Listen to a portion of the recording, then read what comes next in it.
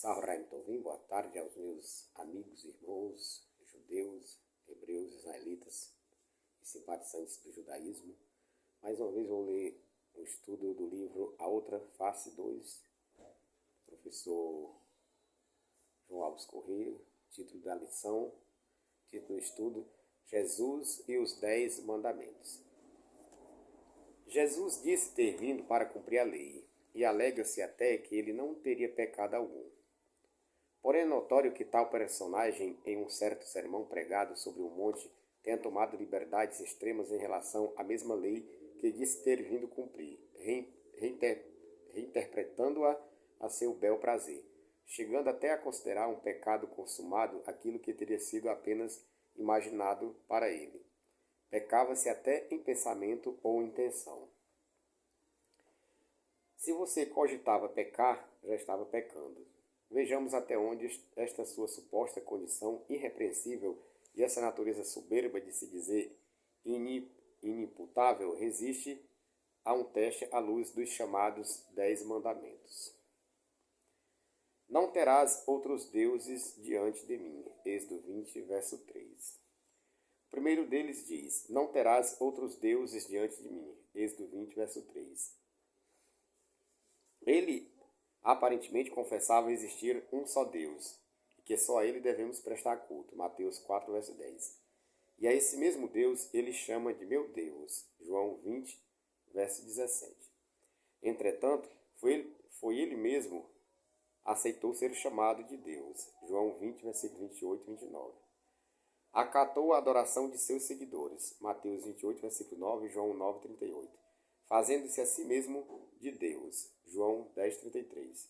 Contrariando o que anteriormente dissera. Pois como poderia ser ele Deus de si mesmo? Não farás para ti imagem de escultura, nem semelhança alguma do que há em cima nos céus, nem embaixo na terra, nem nas águas debaixo da terra. Êxodo 20, versículo 4. Nosso personagem afirmou que quem o via também o Pai. João 14, versículo 9. O que, em essência, estimulava a idolatria de sua pessoa em relação aos seus discípulos. Se o Pai está acima nos céus e ele dizia ser sua expressa imagem, então estava, na verdade, fazendo de si mesmo uma imagem, grego icon, do Deus invisível. Isto constitui-se uma violação do segundo mandamento. Paulo, talvez o maior expositor e articulador da suposta divindade de Jesus, afirmou que ele é a imagem icon de Deus. 2 Coríntios 4, verso 4. Convém lembrar que as imagens ou ídolos usadas em certos cultos cristãos são chamados de ícones. Hebreus 1, verso 3, desta vez usando o termo hipostásios, significando expressão ou representação exata do ser divino.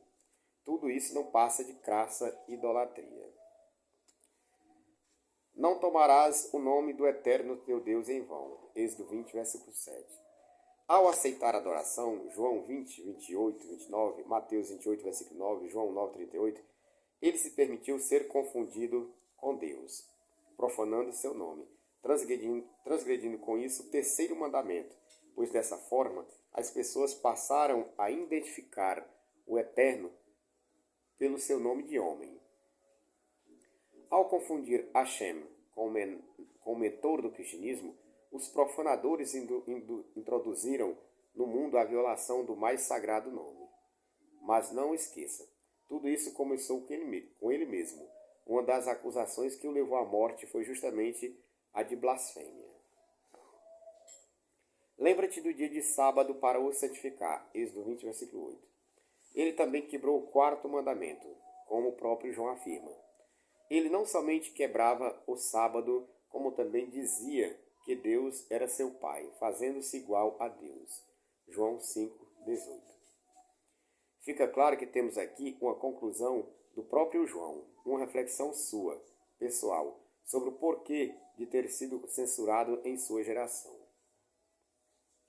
No episódio das espigas, a lei não autorizava a colheita no dia de sábado, exceto quando sob risco de morte. Não era o caso então. Isso remonta ao próprio Moisés. Ele certamente conhecia essa proibição da mesma lei que dissera ter vindo cumprir, e violando-a, permite que seus discípulos colham espigas no dia sagrado, e nisso foram condenados pelos fariseus. Será que o Senhor, que não muda, Malaquias 3,6, e que condenou aquelas pessoas que tentaram colher o maná no sábado, abriria agora um precedente para que ele pudesse violar o mesmo mandamento e sair impune? É dessa forma que ele veio cumprir a lei, violando-a e dando um mau exemplo? Honra a teu pai e tua mãe. Êxodo 20, versículo 12. Ele parece não ter honrado pai e mãe, segundo a lei do seu povo. Em João 2, versículo 4, ele grosseiramente refere-se à sua mãe como mulher. Insistiu no desprezo aos pais por amor a ele. Na verdade, ele ordenou que seus seguidores aborrecessem pai e mãe. O termo traduzido aborrecer, na verdade, deve ser traduzido como odiar, pois o verbo usado em Lucas 14, 26 é o mesmo usado em Mateus 10, 22, 24, verso 9. Compare. E de todos sereis odiados por causa do meu nome. Mateus 10, 22. E sereis odiados por todas as nações. Mateus 24, versículo 9. E se alguém vem após mim e não aborrece, isto é, odeia, o próprio pai e a mãe, não pode ser meu discípulo. Lucas 14, 26. As formas verbais misoumenoi e misei derivam-se da raiz miseu, entendida no grego como odiar. Negligenciar pai e mãe seria o mesmo que desonrá-los, e foi exatamente isso que ele ensinou seus discípulos a fazer, e pior, parece que de fato fizeram. Nós deixamos tudo e te seguimos. Mateus 19, 27. A isso, Jesus responde que todos aqueles que tivessem deixado tudo, inclusive pai e mãe, por amor a ele, receberia 100 vezes mais e a vida eterna. Mateus 19, versículo 28 e 29. Como poderia um pecado grave contra pai e mãe ser honrado como uma recompensa assim? Isto destoa abertamente do mandamento e não pode ser encarado de outro modo a não ser como aquilo que é, uma transgressão frontal contra a Torá divina. Não matarás, Êxodo 20, versículo 13. Diz o sexto mandamento, não matarás, Êxodo 20, versículo 13. Ele afirmou, ouvistes o que foi dito aos antigos, não matarás, e quem matar estará sujeito a julgamento. Eu, porém, vos digo que qualquer um que sem motivo, sem colerizar contra seu irmão, estará sujeito a julgamento. E qualquer que disser ao seu irmão, raca, isto é, tolo, estará sujeito ao sinédrio. Mas quem disser louco estará sujeito ao fogo do inferno. Mateus 5, 21, 22, Ara. Ara significa Almeida Revista Atualizada. Paradoxalmente, ele mesmo foi réu do sinédrio.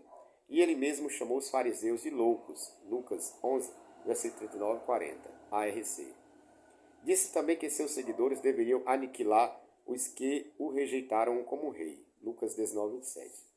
Lembre-se, ele mesmo diz que a mera má intenção já é uma transgressão.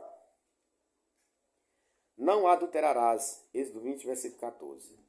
Diz o sétimo mandamento, não adulterarás. Êxodo 20, 14. A infidelidade ao Hashem único e à sua Torá, ou lei, sempre foi definida como adultério. Números 15, 39. Ao ser infiel à lei, violando o Shabat, dia de sábado, e o restante da tradição do seu povo, ao tentar usurpar a posição de Deus e ao aceitar passivamente a adoração de seus seguidores, ele constitui-se num autêntico transgressor do sétimo mandamento, pervertendo a real intenção da Torá. Na tradição judaica, desobediência é equivalente a adultério ou prostituição. Não furtarás, Êxodo 20, versículo 15. Diz o oitavo mandamento, não furtarás, Êxodo 20, 15. Isto não refere-se apenas ao roubo de objetos em si, mas certamente também ao roubar a boa-fé das pessoas e induzi-las ao erro. E isso pode se provar através de 2 Samuel 15, versículo 6.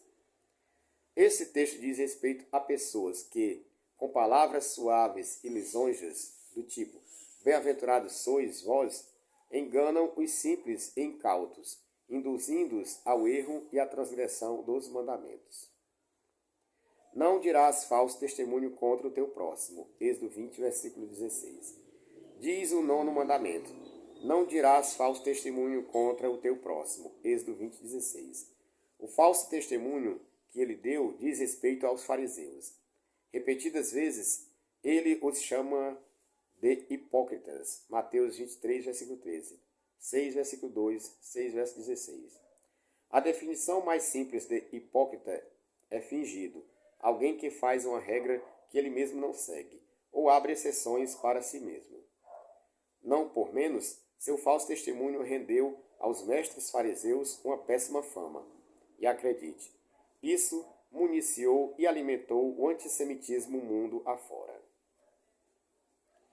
Não cobiçarás, Êxodo 20, 17.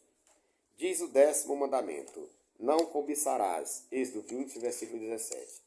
Ele cobiçou a posição que só cabe a Deus, como podemos ver através de seus vários debates com os fariseus. João 8, 53 e 56 e 58, ao 58.